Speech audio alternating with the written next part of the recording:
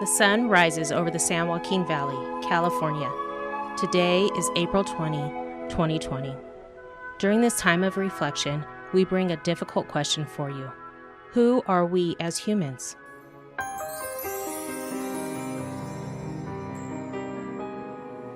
The estimated ratio of human cell to microbe is at least 1:1. Some people estimate it is 1:10. That is 1 human cell per 1 to 10 microbes in our bodies. Based on that, we are at least half bacteria. Also, water is the main component in the human body, between 80% at birth to 60% in an average adult. Based on that, well, we are basically dirty water. But is that really the answer of who we are?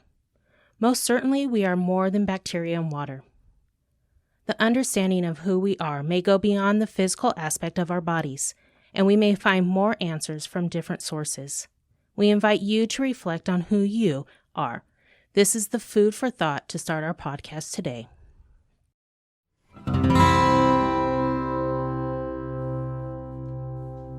Welcome to Rio Bravo Q Week, the podcast of the Rio Bravo Family Medicine Residency Program, recorded weekly from Bakersfield, California, the land where growing is happening everywhere. The Rio Bravo Family Medicine Residency Program trains residents and students to prevent illnesses and bring health and hope to our community. Our mission is to seek, teach, and serve. Sponsored by Clinica Sierra Vista, we are providing compassionate and affordable care to patients throughout Kern and Fresno counties since 1971.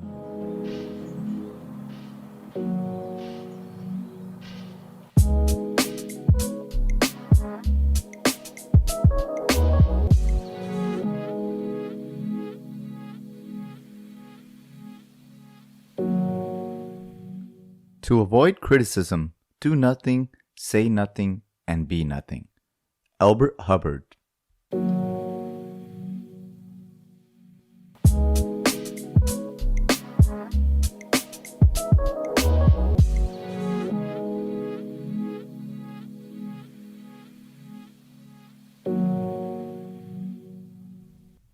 A poet said, "Let the dogs bark. It is a sign that we are moving forward."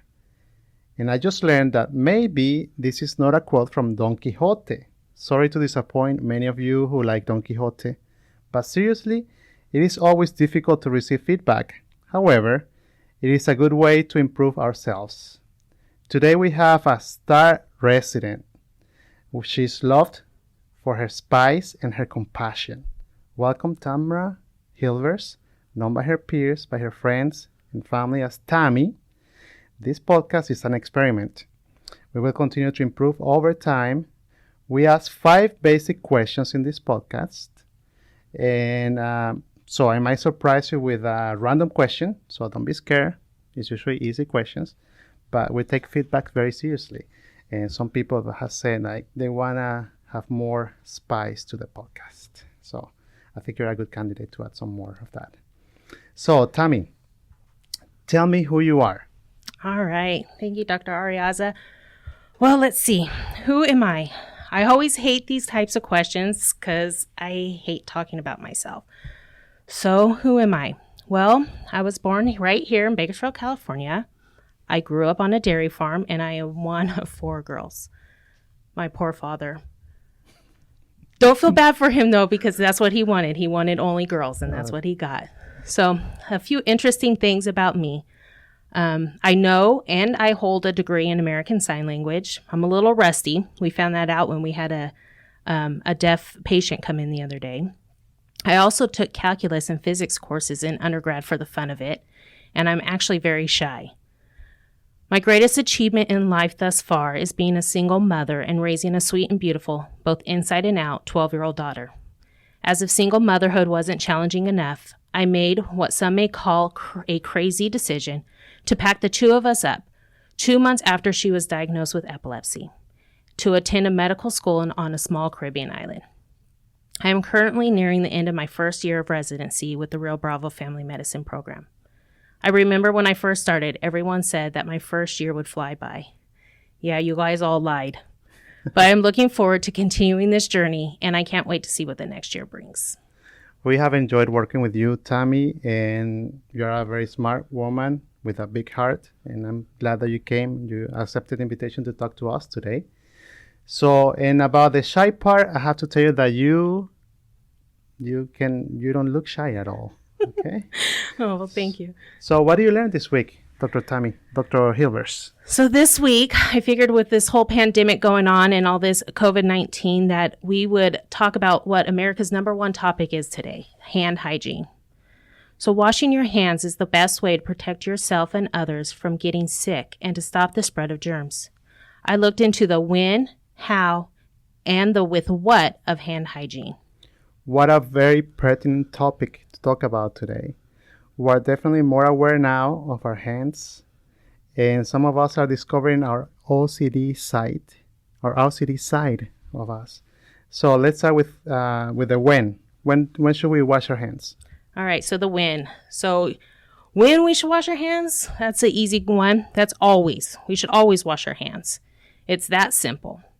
Many of us all know that we should wash our hands after things such as preparing food, treating a wound, caring for someone who is sick, after using the restroom, touching animals, or even touching garbage. However, during this pandemic we are experiencing, the CDC is also reminding people to wash their hands after being in public, after touching public surfaces that are frequently touched by others, such as door handles, shopping carts, and gas pumps. And always, always wash your hands before touching your eyes, nose, or mouth. Now, the how of washing our hands. What is the proper way to wash our hands? Well, if you're washing your hands with soap and water, there are 5 easy steps to follow. Wet, lather, scrub, rinse, and dry. First, you need to wet your hands with clean, running water before applying the soap. Then you should lather the soap by rubbing your hands together, making sure to get the back of your hands between the fingers and under your nails. You should continue to scrub your hands for at least 20 seconds. The CDC website suggested humming the happy birthday song completely through 2 times. Mm-hmm. I say, though, just count to 20. Either way, whatever your preference, continuing for 20 seconds, then rinse off hands under clean running water. Hands should then be dried using a clean towel or air dried.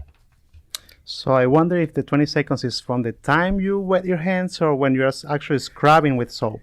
Actually, the CDC website says scrubbing. Oh, scrubbing for 20 seconds. Scrubbing for 20 seconds. Okay. And what about like if you're using alcohol-based disinfectant? Yeah, if you're using the alcohol-based disinfectant, the steps, there's a little bit less steps, but you should apply the product to the palm of one hand, then rub both hands together, covering all surfaces, and you should continue to rub them together until your hands are completely dry. They say this process should take about 15 to 20 seconds as well. So I also read that water temperature is irrelevant. We know that warm water feels nicer, of course, but it is not required. However, some sources say that warm water has a better effect, but many studies have been done that says, okay, it doesn't matter the temperature of the water. So make sure you scrub all surfaces, like Dr. Hilbert said. We usually miss the back of our hands and the lower aspect of our palms. So tell me, what should we use to wash our hands, the chemicals or whatever, the soap? Okay. So with what we should wash our hands with. So what's better, soap and water or alcohol-based disinfectant? Well, according to the CDC, they recommend that the general population use hand sanitizer only when soap and water are not available. Even though sanitizers can quickly reduce the number of germs on your hands, it does not kill all the germs. It does not remove harmful chemicals, and it may not be effective when the hands are visibly dirty. However, when it comes to healthcare providers, alcohol-based disinfectants are favored over soap and water unless dealing with a patient with infectious processes such as C. diff or norovirus, as alcohol does not kill these spores. As for which soap to use, liquid, bar, or powder forms are all acceptable, with none having preference over the other. When bar soap is used, though, they suggest that you use a small bar and soap racks to allow drainage. So wet soap bars can grow bacteria. That's one of the reasons for the defenders of liquid soap to prefer liquid soap over bars. And but I don't know if that's true, but I read some studies about it. And so, what can you tell me about soaps? So in 2016, the FDA had a study, and they stated that there is actually no added health benefit using antibacterial soaps. So plain soaps are acceptable. And I actually had to read that twice. So I didn't know this, but there is some soaps that are labeled antibacterial, and some soaps they're just plain soaps. So antibacterial soaps, they don't make any difference at all. Correct. And now when you're drying your hands, this should be done with disposable towels or air dried. Multiple use hand towels are not recommended. And when you're using the alcohol-based disinfectants, they say that they should contain at least 60% of alcohol. That's good to know. That's the right concentration. So there is sometimes some circumstances when you don't have any soap or hand sanitizer. So in that case, you can use plain running water. Washing your hands with plain water will wash off some of the bacteria, not all of it. And it certainly is not going to be as good as soap and water. But remember, excuse me, that's allergy, guys. It's not, the virus. I hope not. I'm not very So remember, but we're keeping our 6 feet distance, so we're safe. So remember, the size of the viral inoculum can make a big difference in the severity of many viral illnesses. So the larger the size of the inoculum, the more severe the illness is. So if you have less virus in your hands, but if you have a virus and you touch your hand, your mouth or your nose, so you have less chances of get severely sick. So that's gonna take us to question number 3. Dr. Hilvers, why is this knowledge important for you and your patients? So hand hygiene is important because it is the single most important measure to reduce the transmission of microorganisms from one person to another or from one site to another. It will protect yourself and your patients from potentially deadly germs. Hand hygiene should be performed before and after every patient contact. It is also important to note that wearing gloves does not replace the need to wash hands properly. Yes, those ladies wearing gloves in the grocery stores, they are terrifying. So our question number 4 is, how do you get this knowledge? So hand hygiene has been instilled in all of us from the first day of medical school and every day since. When taking step 2, the clinical skills portion of the exam, hand hygiene is an important part of the patient encounter. This is stressed in every review book as well as online practice exams. We all know the importance of hand hygiene. However, all of us are guilty of skipping this process a time or two. It is very important to make hand hygiene a routine in patient care. To help me get the proper techniques of hand hygiene and the most current recommendations, I reviewed several articles from reliable sources such as the CDC and UpToDate. Hand hygiene is very important in the field of medicine, and I think it's important to stay on top of the most current recommendations, not only for our own practice, but also to help educate others. Excellent. And can you give us some information where the information came from? Yeah, so this information that I got from an article on the CDC website called Hand Hygiene for Healthcare Providers. They actually have a lot of different links that you could go to, and they have a hand washing campaign. I wish I could remember the name of it, but they do have a hand washing campaign going on right now. And then also from an article of Infection Prevention, Precautions for Preventing Transmission of Infection on UpToDate. And what about the song? Yeah, so you should all check out the song by Raging Idiots called Wash Your Hands. It's a good reminder to wash your hands. And you can find a link in our website. Thank you, Tammy, so much for bringing that topic today. And I hope you guys got some good information. So wash your hands. Remember to use soap, water. If you don't have soap or water, just use water. Dry your hands with a paper towel. Or you can also use an air dryer. And thank you so much for listening. Stay tuned. We'll bring you back another topic next week.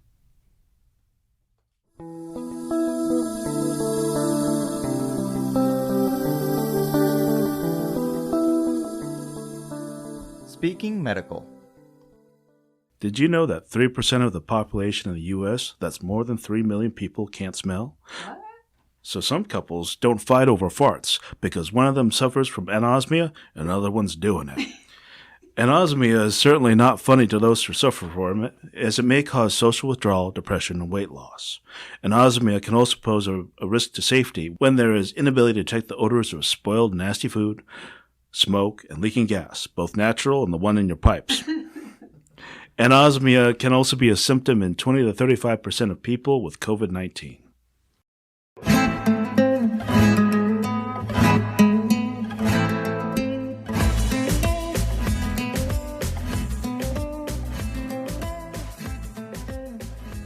Doctor, estoy mareado. Tengo mareos. Mareo is a common complaint in our clinic. The word mareo comes from the Latin mare, which means mass of water. In Spanish, the ocean or sea is called mar, and mareo likely comes from the feeling people experience while on a ship. The translation of mareo to English is challenging, as it includes a variety of symptoms and conditions. Mareo is used by patients to describe dizziness, but it also includes other symptoms, such as motion sickness, vertigo, presyncope, syncope, lightheadedness, and even generalized weakness.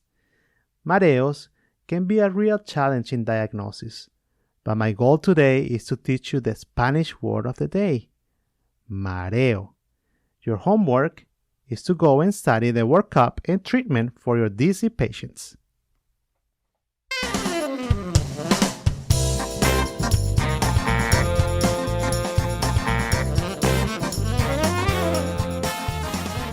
And now, for your sanity. Doctor, I get heartburn every time I eat birthday cake. Next time, just take off the candles first. Doctor, I think I need glasses. You certainly do. This is a bank. 2 doctors and an HMO manager die and line up together at the pearly gates. One doctor steps forward and tells St. Peter, "As a pediatric surgeon, I saved hundreds of children." So St. Peter lets him enter. The next doctor says, "As a psychiatrist, I help thousands of people live better lives." St. Peter tells him to go ahead as well. The last man says, "I was an HMO manager. I got countless families cost-effective health care." St. Peter replies, "You may enter, but," he adds, "you can only stay for 3 days. After that, you can go to